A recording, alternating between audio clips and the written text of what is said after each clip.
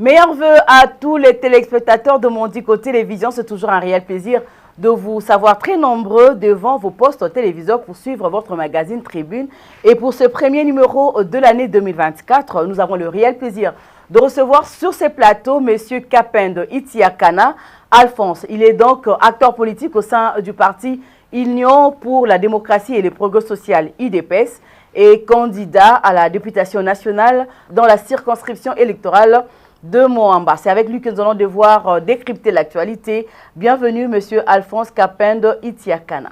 Merci beaucoup, Madame Ranta. Je saisis aussi l'opportunité pour vous souhaiter le vœu le meilleur, à vous ainsi qu'à toute l'équipe technique qui vous accompagne, ainsi qu'à tous vos téléspectateurs.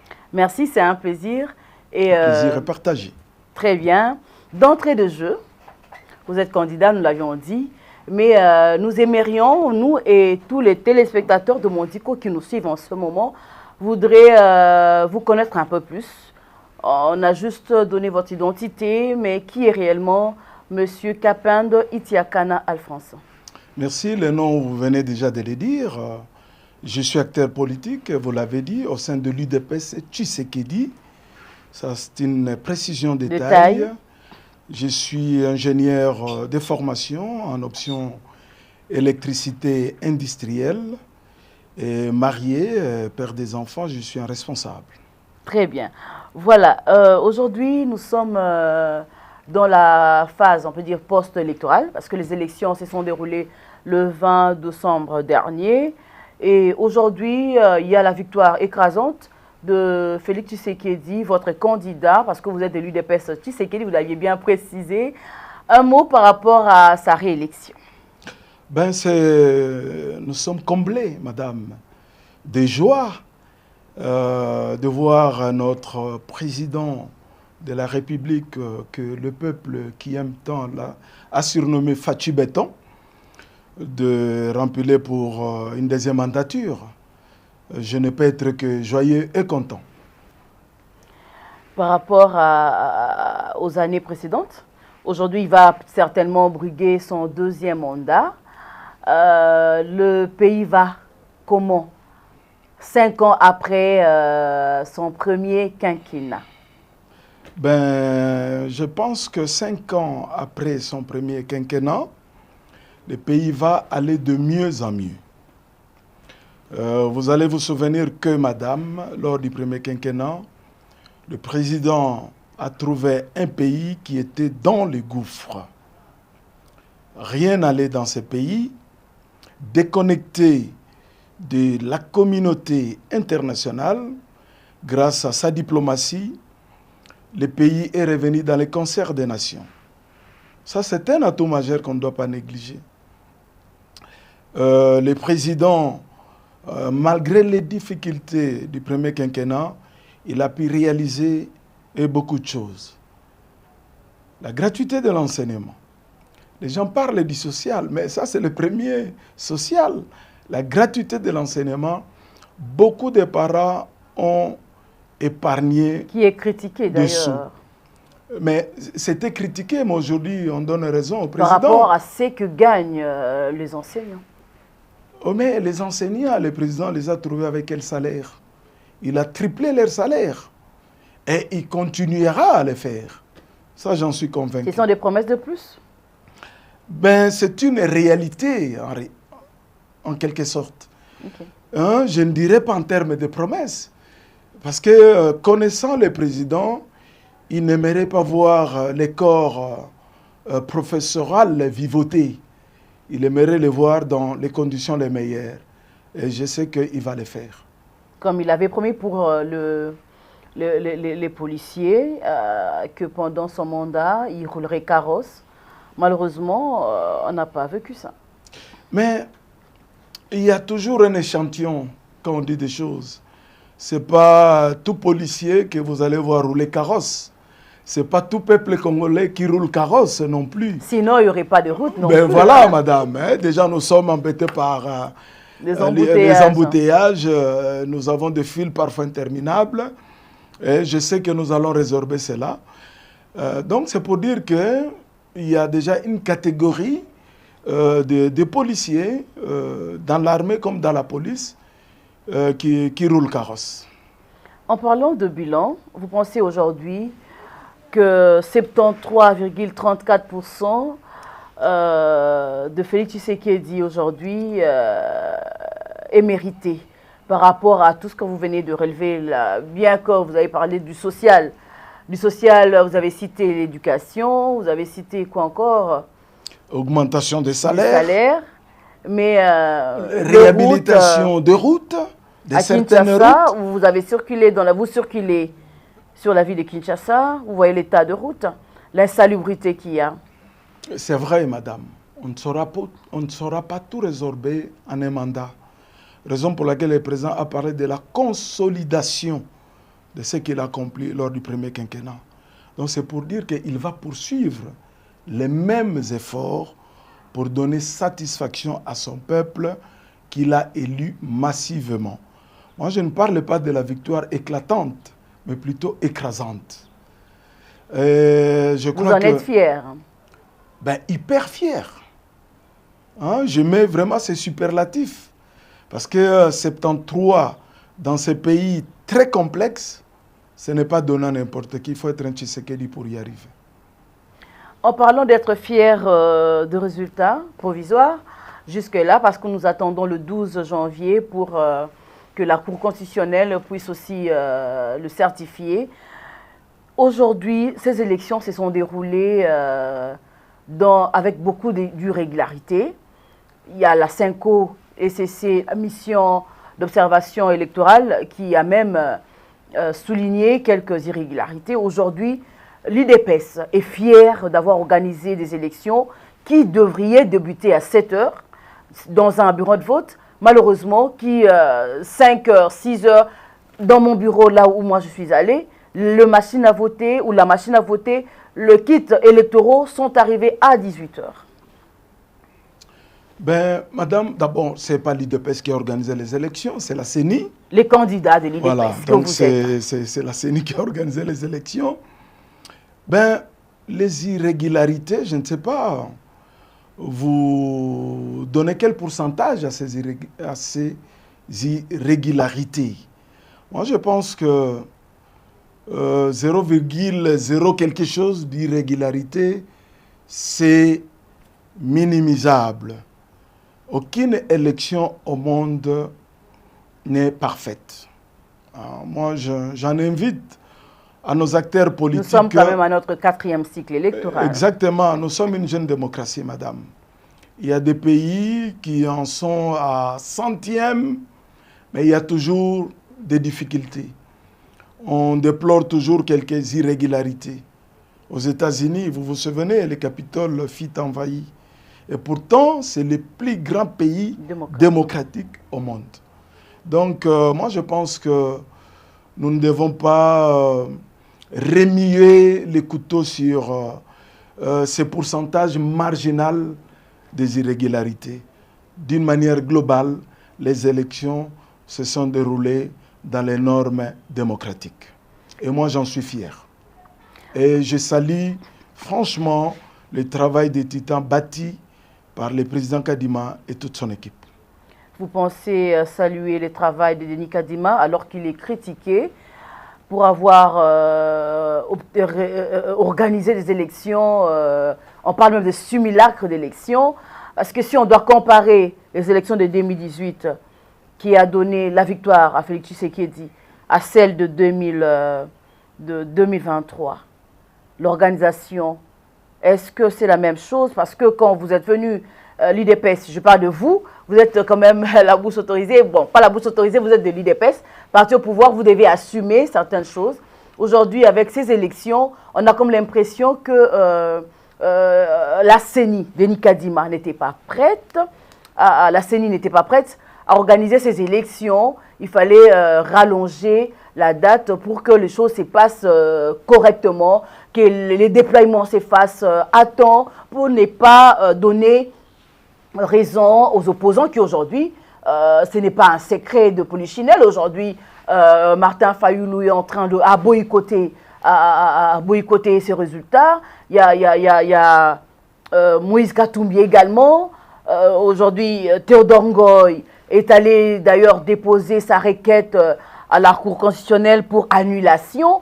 Toutes ces choses-là, aujourd'hui, le parti au pouvoir qui va briguer le deuxième mandat est fier d'avoir organisé de telles élections. Mais madame, moi je suis consterné par tout ce qui se raconte par nos opposants. J'en suis vraiment consterné.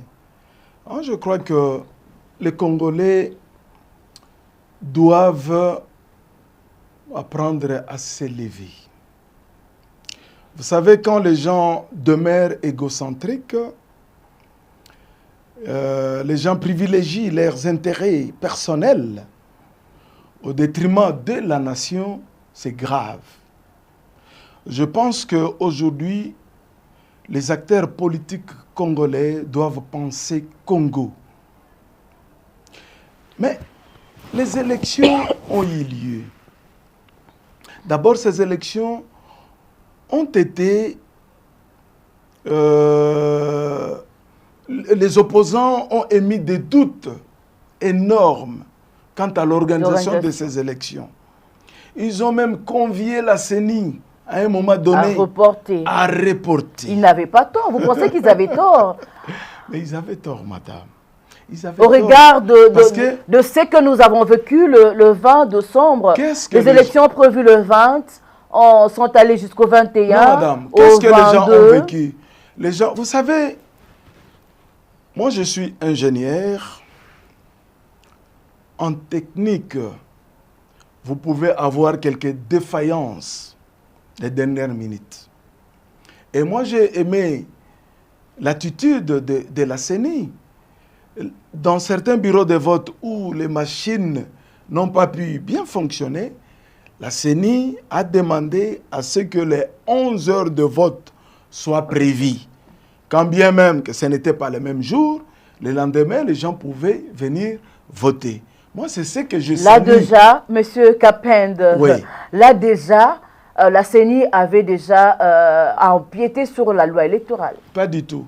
Nous sommes dans l'espace de 11 heures. C'est ce que vous devez voir. Nous sommes dans l'espace de 11 heures. Donc, dans chaque bureau de vote, les gens devraient venir voter 11 heures de temps. Dans certains bureaux de vote, ils avaient commencé à voter.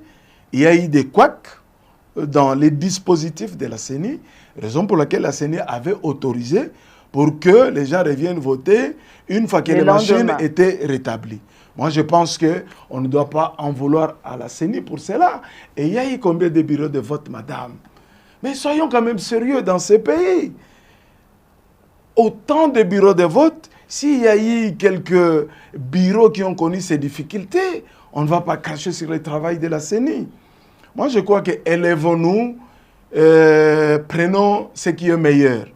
Ne nous cantonnons pas sur quelques petites défaillances qu'il y a eu. Moi, je crois que de manière globale, les élections ont été organisées de manière louable. Et ça, j'apprécie. Vous ne pensez pas que cela a favorisé la tricherie qui est aujourd'hui dénoncée par certains opposants? Madame, moi, je suis démocrate. Parce que vous avez dit qu'il fallait respecter les 11 heures prévues pour le vote. Dans le cas où, au-delà de minuit, les électeurs ne pouvaient plus rester là, il fallait qu'ils rentrent chez eux pour revenir le lendemain. Et arrivé le lendemain, les machines à voter sont restées sous l'œil vigilant de qui? Mais les agents de la CENI étaient là. Le témoin était là. Les témoins ont été renvoyés, il me semble. Non, je ne pense pas. Si les témoins ont été renvoyés, ceux de la CENI ne pouvaient pas rester travailler. Hein? Ça, c'est le bon sens. Moi, je ne vais pas aller maintenant à lire dans les intelligences des gens que si les agents de la CENI étaient restés, ils ont tripoté. On ne doit pas leur prêter cette mauvaise intention. Moi, je suis démocrate, madame. Donc, je vois les choses dans la normalité.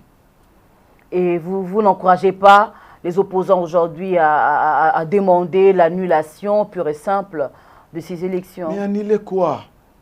Pourquoi? Pourquoi annuler? Je vous ai dit tout à l'heure pour avoir violé la loi électorale. Il n'y a eu aucune violation, madame. Moi, je sais que dans l'entendement de nos opposants, ils ne voulaient pas de ces élections. Ceci sous-entend dire que les opposants n'y étaient pas préparés. Comme Denis Kadima n'était pas préparé. La preuve, ils ont été massacrés. Regardez l'écart qu'il y a entre les présidents et pourquoi? Des gens qui n'ont pas voulu que leur candidat à la députation nationale se présente. Et madame, dites-moi, entre nous, comment pouvait-il gagner ces élections? Alors que nous, de l'UDPS, nous avons mouillé nos maillots sur le terrain. Vous ne leur donnez pas raison aujourd'hui de ne pas laisser leurs militants ou cadres se représenter ou se présenter à ces élections parce qu'aujourd'hui, ce n'est pas un secret. Il y a une certaine mésentente au sein de l'Union sacrée. D'ailleurs, on croirait même que Denis Kadima n'arrive pas à publier. Vous êtes candidat au Moamba, je l'avais dit tout à l'heure, n'arrive pas à publier les résultats de la législative nationale comme provinciale et communaux. Vous pensez qu'aujourd'hui, avec tout ça, il n'avait pas raison de ne pas laisser tout ce monde-là se représenter parce que ils se disent que ça n'allait pas aboutir. Madame, est-ce que vous vous imaginez la grandeur de la RDC? Mettez-vous à la place de la CENI. Et je crois que la note reportant la publication des résultats pour les élections législatives a été claire. Dans certains bureaux de vote, la compilation continue ou continuer. C'est la seule raison. Et dès que tout sera fait, la CENI aura tous les résultats. Il n'y a pas de question nous aurons nos résultats. Les listes pour ceux de l'Union sacrée. Harmoniser quelle liste, madame? Quelle liste? Pour avoir une majorité. Vous faites allusion à quelle liste? Liste pour être dans la majorité parlementaire acquis à Félix Tshisekedi. Non, madame. Aimons ces pays. Aimons ces pays. Ne crachons pas sur les choses qui se font en bonne et due forme. Moi, je pense que les candidats ont bâti leur campagne. Les urnes vont parler. Ceux qui ont bien bâti leur campagne, ils seront plébiscités. Et ils seront plébiscités députés nationaux. Comme vous, et ils vont rejoindre. Vous fait dans le bien Moamba. sûr, madame. Moi, j'ai bâti campagne dans Moamba. Je suis pour ne pas m'imbiber d'orgueil. Je crois que je suis parmi les candidats qui ont fait plus de 2 descentes dans chaque commune. Donc, j'ai bien bâti campagne pour mon chef de l'État et j'ai bien bâti campagne pour moi-même et pour mon parti. Et vous êtes serein, vous attendez la publication de ces résultats. Qu'est-ce que vous lisez sur mon visage, madame? Que de la sérénité. Quand les choses ont été bien faites, il n'y a pas à s'agiter. L'opposition s'agite parce qu'elle n'a pas bien fait les choses, c'est tout. Aujourd'hui, l'article 64 revient à la surface ou revient à la mode pour les opposants qui ne croient pas à la victoire de Félix Tshisekedi, qui déjà, on a vu le mot d'ordre de Martin Fayoulou, candidat à numéro 21, qui s'est pointé, qui a demandé à la population de rester vigilant et de faire recours à l'article 64 de la Constitution. Il y a aussi Moïse Katumbi qui l'a fait. Ben, réunissez les résultats de ces 2 candidats. C'est quoi la population derrière eux, madame? Ils ont tous drainé du monde. Ils ont tous drainé du monde. C'est vrai. Nous saluons le peuple qui a voté aussi pour Moïse Katumbi et pour M. Fayoulou. Ce sont des Congolais, je n'en disconviens pas. Est-ce qu'après la publication des résultats, madame, vous avez vu l'euphorie qu'il y a eu sur les différentes avenues de la République démocratique du Congo? Est-ce que c'était de l'opposition ou c'était du pouvoir? Les choses sont claires, madame. Moi, je pense que l'opposition, c'est vrai, la démocratie, je ne veux pas dire que l'opposition doit se taire. Hein. L'expression démocratique, on ne va la priver à personne. Ils sont libres de dire des choses qu'ils pensent, mais ils doivent revenir à la raison, ils doivent être démocrates. Moi, je crois que toute la République a salué la victoire du chef. Et quand ils en appellent à la population, je ne vois pas une population derrière eux qui va soutenir les soi-disant articles 64. Je pense que 73,34% des Congolais a voté pour le président de la République. Et ça, l'opposition doit considérer cela. Et c'est primordial pour la République.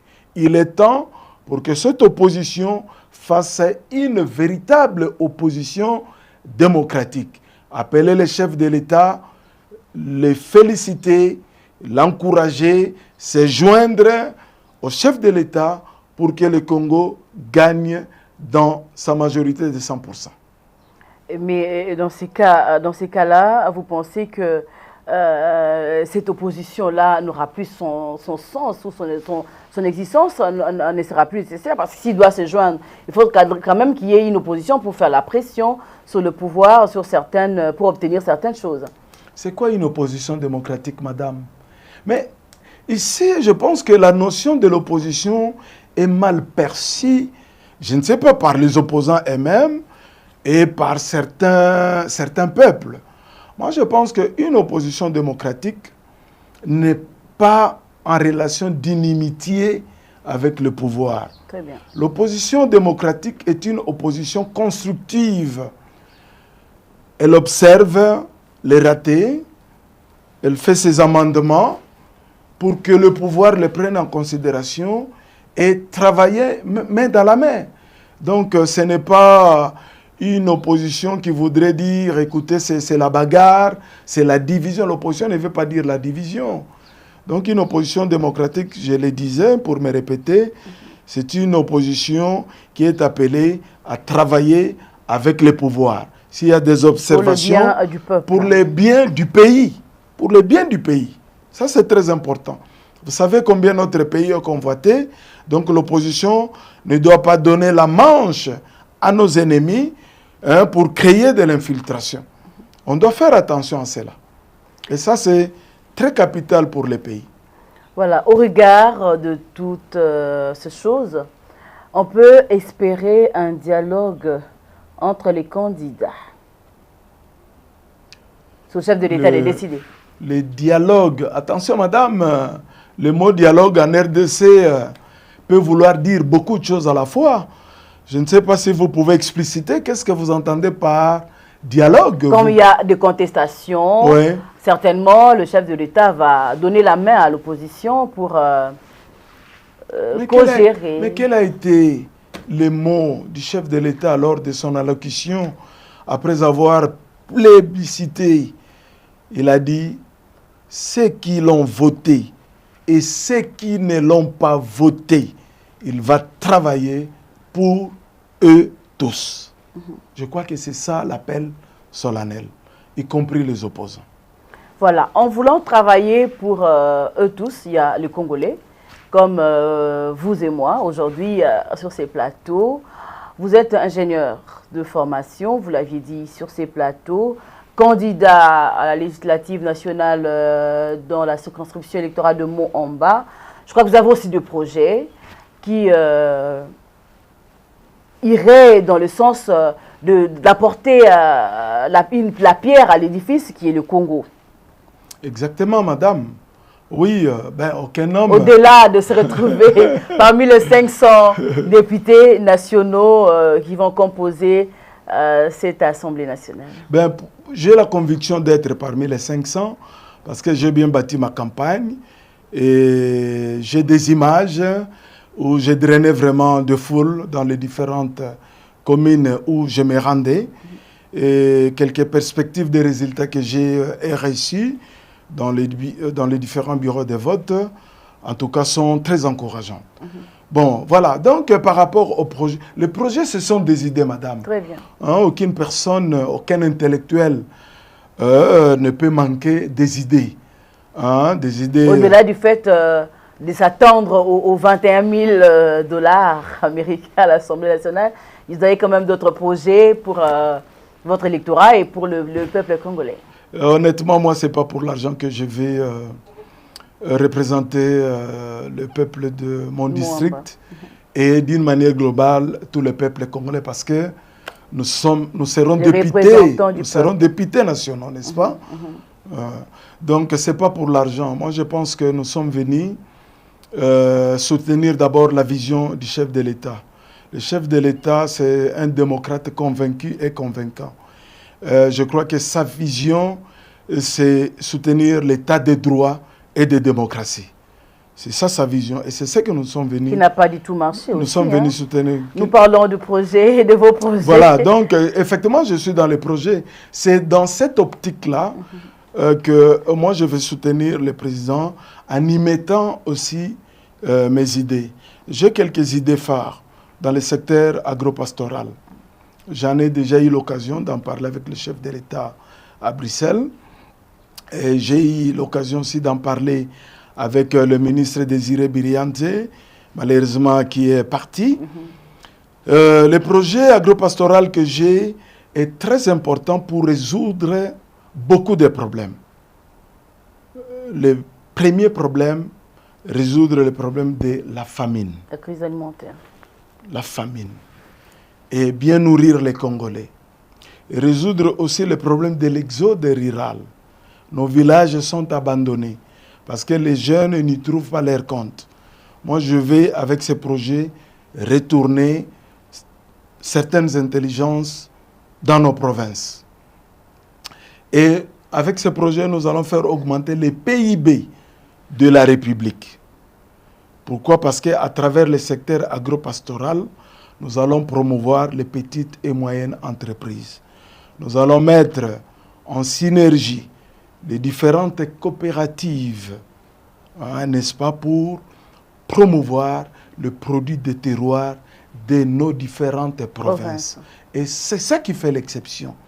Parce que dans mon entendement aujourd'hui, nos provinces, avec les diversités des richesses agro-pastorales qu'elles détiennent, chaque province est capable de nourrir toutes les autres provinces. Voilà pourquoi dans mon projet... Là, il y a des problèmes des infrastructures routières. Mais tout justement. L'évacuation de ces produits. Tout ça, ça fait partie du projet. Okay. Les dessertes agricoles, c'est indispensable. Dieu merci, dans le projet des 145 territoires, le président y a pensé. Et ça vient soutenir davantage ces projets agro-pastoraux.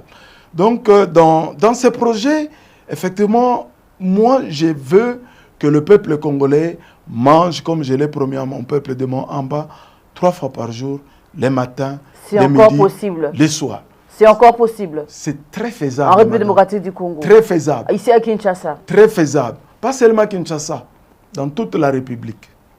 Et ce projet sera mis en exergue. Parce qu'aujourd'hui, quand ils le disent, même en province, on va citer la ville de Kananga connaît une pénurie en farine de maïs.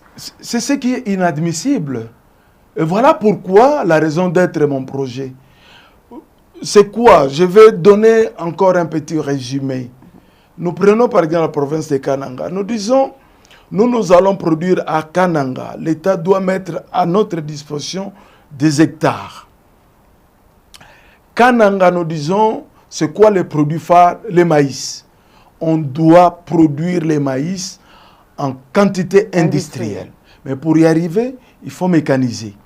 Pour y arriver, il faut industrialiser. On a vu avec les services nationaux aujourd'hui. Mais c'est déjà un exemple. Qui a fait ses preuves avec le maïs qui sont vendus dans des cantines au sein de camps militaires. Ben voilà, c'est déjà un exemple probant.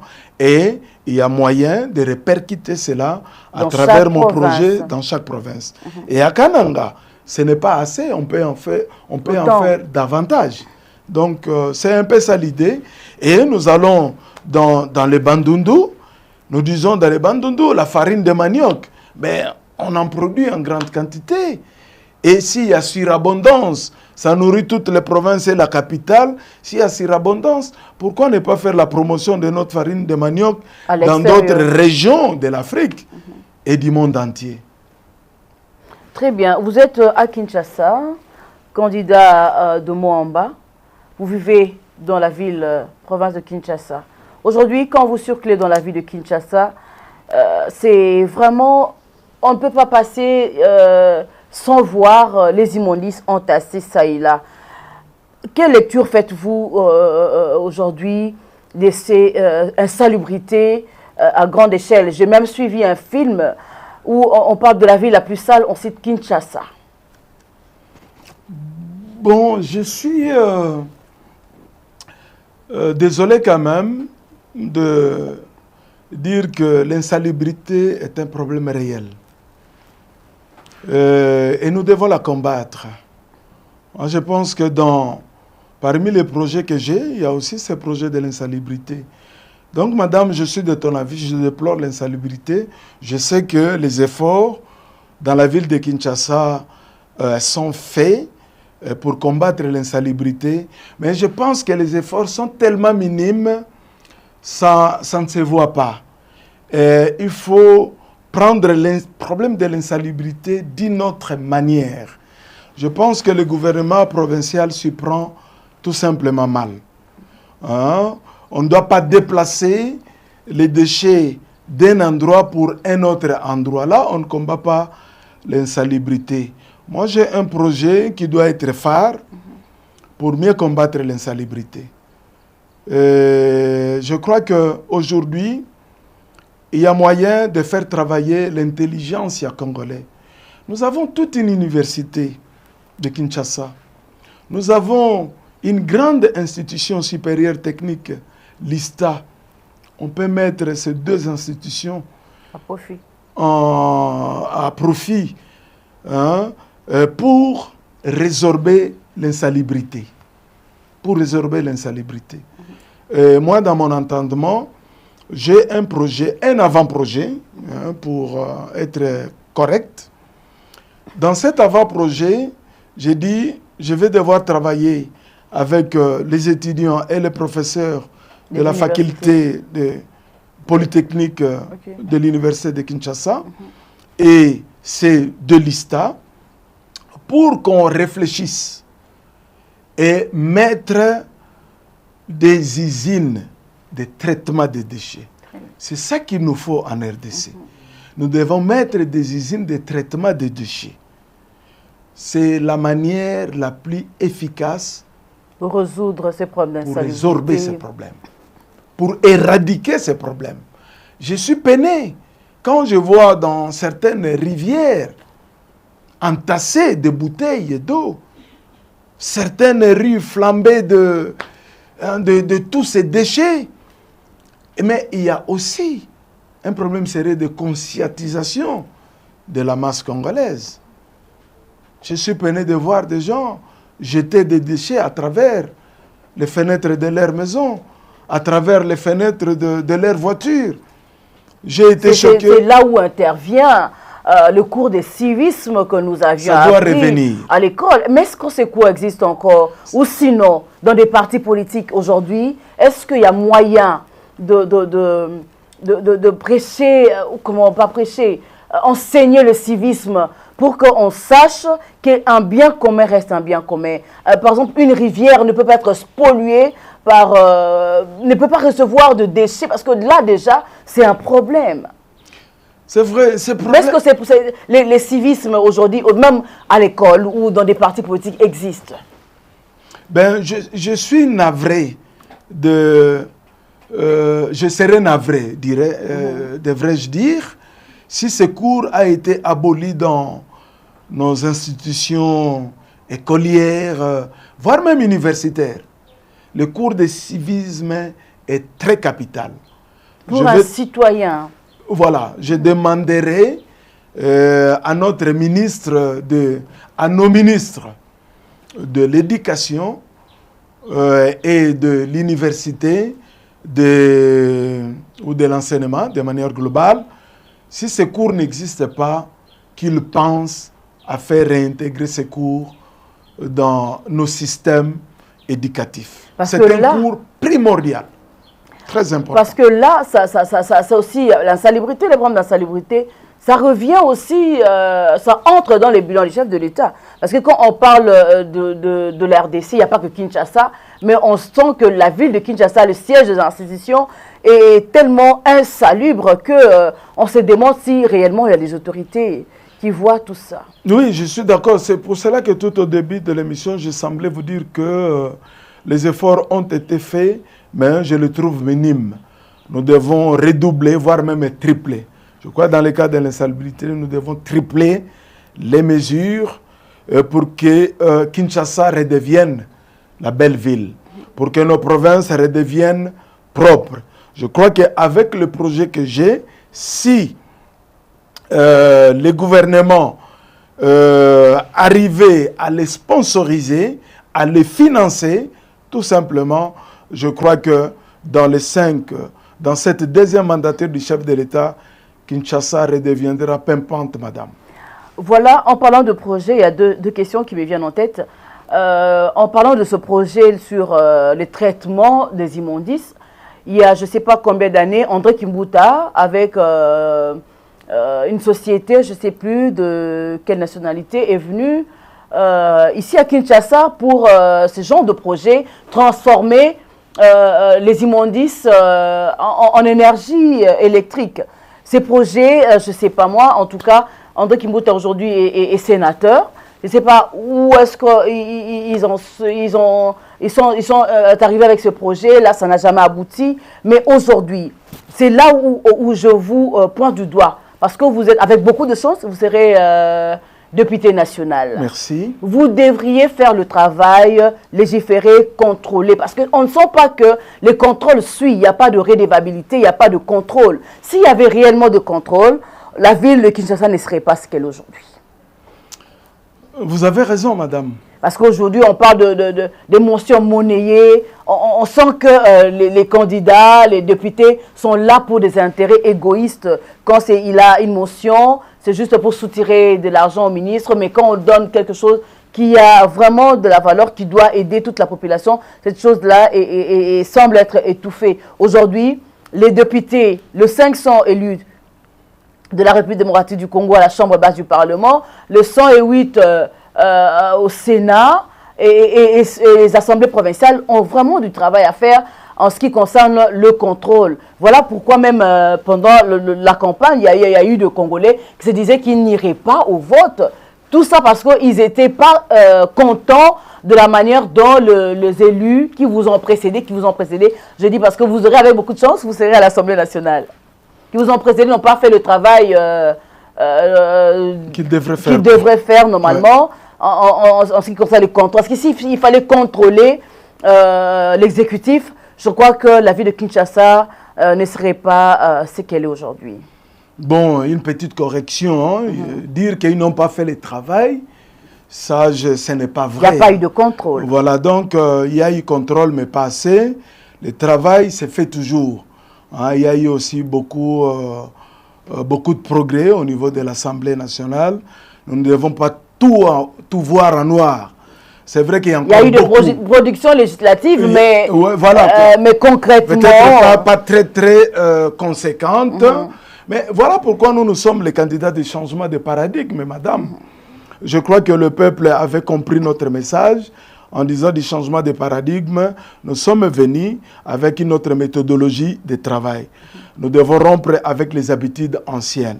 S'il y a eu des députés nationaux nous l'espérons parce que ce sont les mêmes têtes qui vont peut-être revenir. Oui, je crois que le peuple a été unanime. Franchement, le peuple a fait votre sanction. Moi, j'ai vécu ça sur terrain. Le peuple a fait votre sanction. Il y aura beaucoup de nouvelles figures dans l'hémicycle de l'Assemblée nationale. C'est dans ce but-là, effectivement, de faire avancer les travaux de l'Assemblée nationale. Il faut qu'il y ait beaucoup d'interpellations. Ça, c'est très primordial.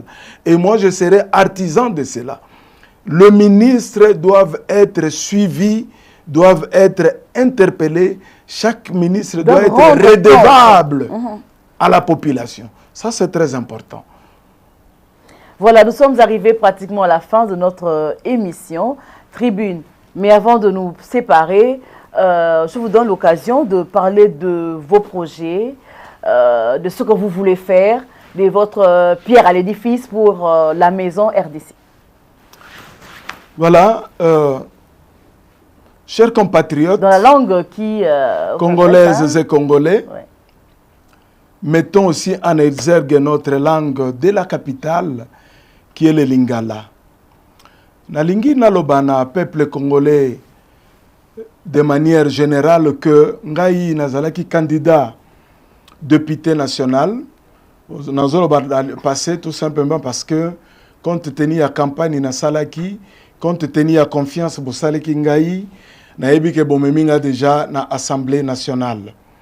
L'Assemblée nationale, effectivement, n'a kokende kaka ko émettre ba vie sur ba loi te ou ko voter ba loi te ou ko interpeller kaka gouvernement te na zappé na ba projet oyo na kolakisa na ba collègue na kolakisa na ba autorité ya mboka. Parmi ba projet, le projet agropastoral na lobeli yango, projet ya insalubrité na lobeli yango. Et pour le peuple ya mo amba na lobaki que le mo amba il faut ekoma ezonga les fleurons industriels. Mo amba na biso boyebi ezalaki na limité kingaba limité otobando benga industriel qui kaka na ba société. Mais le place à ba société ekoma bandako. Moi je dis il y a une autre manière ya kosala que mo amba ezonga fleurons industriels à travers ba projet on a lobby. À travers ba projet on a lobby. Par exemple, on a combattre l'insalubrité, on a que l'industrie à traitement des déchets à Kinshasa et Zalanamo Amba. Et qu'on peut s'abonner à mon Amba Moussala, et qu'on peut s'abonner à Kinshasa, et à Ville à Kinshasa, Moussousou, Moussala. Pour cela, je vais travailler avec Narosala université à Kinshasa. Il n'est pas normal dans une juridiction, et si une université ezali, pauvreté ezala.